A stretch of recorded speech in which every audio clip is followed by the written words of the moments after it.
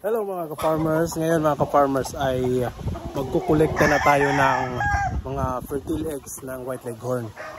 So meron ng mga itlog dito mga ka-farmers. Ito yung magiging first batch na mga fertile eggs. Pero ito ay hindi muna natin ipapaship. Dahil naipon ko muna ito at hindi pa ako nakapag-ready pag mag-ship. So isasali ko muna ito doon sa mga itlog na ilulod natin sa incubator. So yung second batch nito ng mga itlog, yun na yung uumpisahin natin kolektahin para i-ship. So ngayon, kukunin muna natin yung mga itlog. Alright? So ito mga ka-farmers, magdadala tayo ng pamalo nitong rooster. So yan yung rooster mga ka-farmers ng white leghorn natin, yung original natin na ginawa dito. So ito yung isa sa mga tatlong breeding pen na pagkukunan natin ng mga fertile eggs. So yan, kukunin na natin. Yun, merong mga medyo matapang ito mga ka-farmers. Kaya ito yung katapat niyan. Sasandukin natin yung kanito. Diyan ka lang boy. Huwag kang lumapit. So yun, merong itlog doon at dito yung mas marami. So medyo tingin nila na puno na ito, kaya doon na naman sila umitlog. So kukunin natin una ito mga ka-farmers.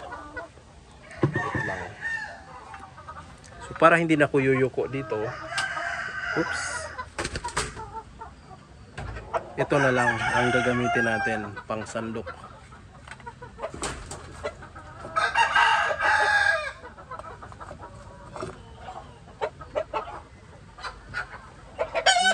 No.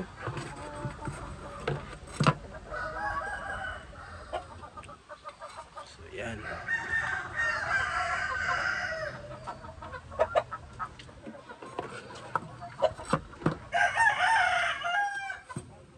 Yan yung tinatawag mga ka-farmers na tinapulan.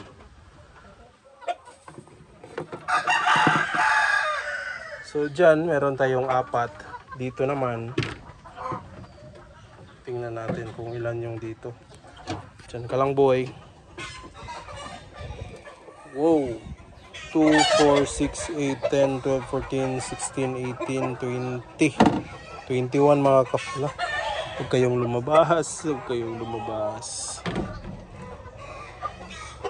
So yan mga ka-farmers, kukunin lang natin ito na madalian. So 20 eggs para hindi na yan lalabas. Wait lang, kukunin ko lang ito.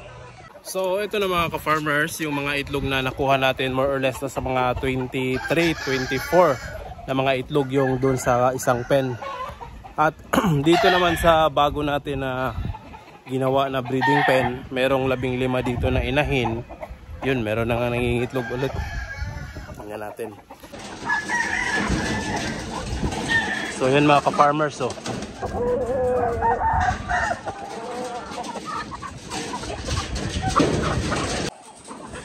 So ito naman yung 15 natin na mga bagong mga manok. Tapos na itong kumain pero parang gutom pa rin. So yung mga itlog nito nandun sa likuran, kukunin natin, at yung dito nandyan sa sahig. So ayan. Ito yung mga itlog nila. Oopsie. So yan yung mga itlog mga ka-farmers, 2, 4, 6, 8, 10, 12, 14, 16. So yan, dami-dami rin yung mga itlog nila. So di na ta kailangang pumasok dun mga ka-farmers. Yung isa hindi ko pa nagawa ng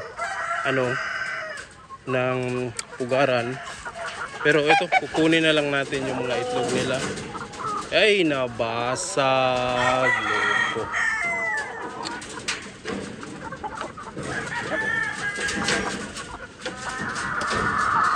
Sayang yung isa, oh. Ito yung bagong initlog. So, kukunin lang natin to dahil matuto na silang tumuka ng mga itlog. So yun. Ito yung bagong initlog. Ayos lang to.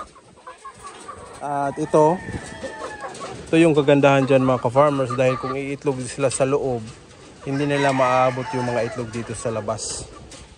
So kunin na rin natin itong mga itlog na to. Yan o. Saan yung lalagyan ko? Okay. So ito na yung mga itlog mga ka-farmers. Ito yung itlog doon sa original natin na white leghorn. At ito naman yung mga itlog sa bago nating white leghorn. So meron tayo mga siguro 16, 17 eggs sa bago. Ito 20 plus, so more or less nasa mga 40 pieces eggs. So iloload muna natin ito sa incubator at yung next batch na yung ipapadala natin sa mga gustong nag-avail sa atin or sa mga nag-avail o sa mga nakalista. Alright, so ilalagay ko muna ito sa tray. Itong mga madudumi ay pupunasan ko muna tapos isasalang natin mamaya sa incubator. So before tayo magsalang mga ka-farmers ay pagtapos natin hugasan ito, mamaya ko na iloload ito. Dahil yung isang incubator ko, yung original na incubator ko na 400 capacity ay nasira yung isang blower, papalitan ko muna ng mabilisan tapos papaandarin ko na. Tapos iloload ko ito, baka aabot ito ng 5 tray lahat ng mga itlog kasama yung upgraded native. Alright?